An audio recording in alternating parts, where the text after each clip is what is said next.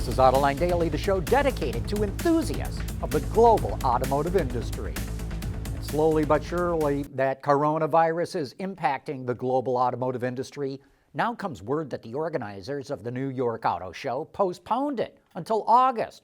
It was supposed to be in mid-April, but automakers are likely to resort to online reveals for the models they were going to unveil in New York, just like they did for the Geneva show. And while the public will likely line up to go to the show in August, assuming the coronavirus crisis is over by then, the New York show will probably lose a lot of its media buzz. Elon Musk is looking for a place to build the Cybertruck. The CEO of Tesla tweeted out, "Scouting locations for Cybertruck Gigafactory will be Central USA," and later added, "Model Y production for East Coast too." That leaves a pretty wide open area to choose from, but you'll remember that back in February, Musk also simply tweeted out the question, "Giga Texas?" with a poll to vote, "Hell yeah," or "Nope." It sure would make a lot of sense to build vehicles in the same place it's making the batteries that go into them. Plus, it seems like a move Elon Musk would make. Build a truck where you think it's going to turn the pickup world on its head in a state dominated by sales of traditional pickup trucks. Hyundai sent us some teaser images of the new Elantra that it's officially going to unveil next week.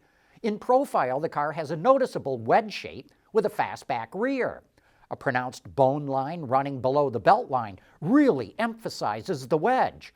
No more soft flowing lines for this car. Instead, it gets hard, crisp lines delineating geometric shapes, like the forward-leaning crease you see running through the doors below the bone line. Also note how the headlamps trail back into the front fenders, which is a design trend we're seeing on a lot of cars these days. Inside, a display screen is visually integrated with the instrument cluster, and we believe the screen is not fully integrated into the IP, so it can be upgraded more easily and without tooling changes. You know, the Elantra is an entry-level car with a base price around $20,000, but these changes, at least as we look at the renderings, sure makes the car look a lot more sophisticated. By the way, the Elantra is badged as the Avante in the South Korean market.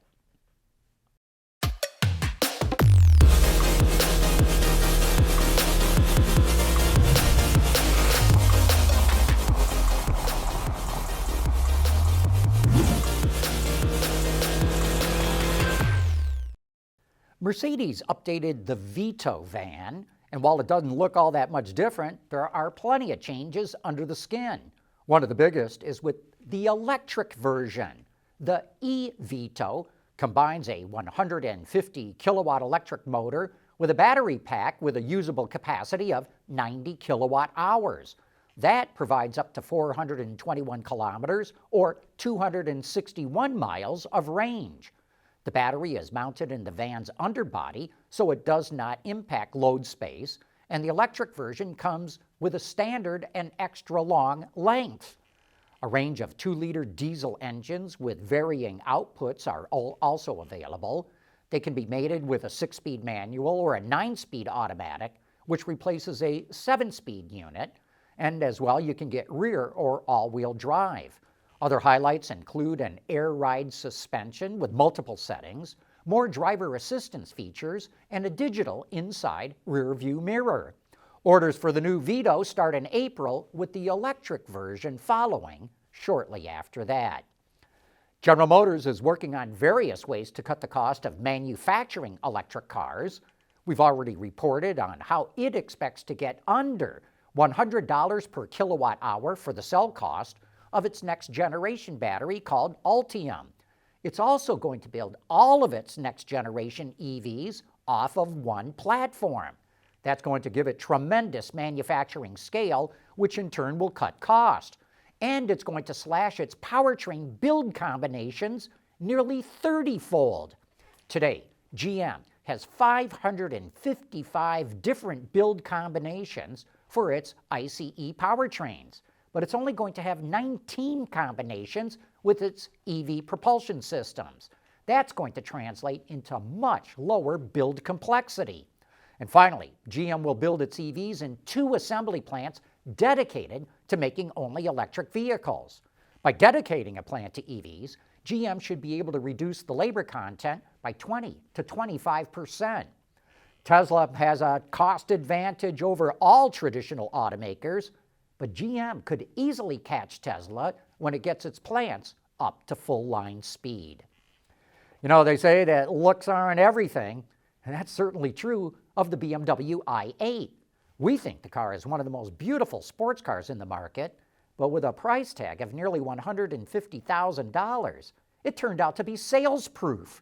Since it was introduced in 2014, it's estimated that BMW only sold about 10,000 of them. No doubt, the company lost a boatload of money on the car, and so it's ending production. Here's our Autoline insight on why it failed. The low-slung i8, with its high door sills and low seating position, was a difficult car to get in and out of. That limited its appeal to the kind of customers who could afford one, older people with a lot of money.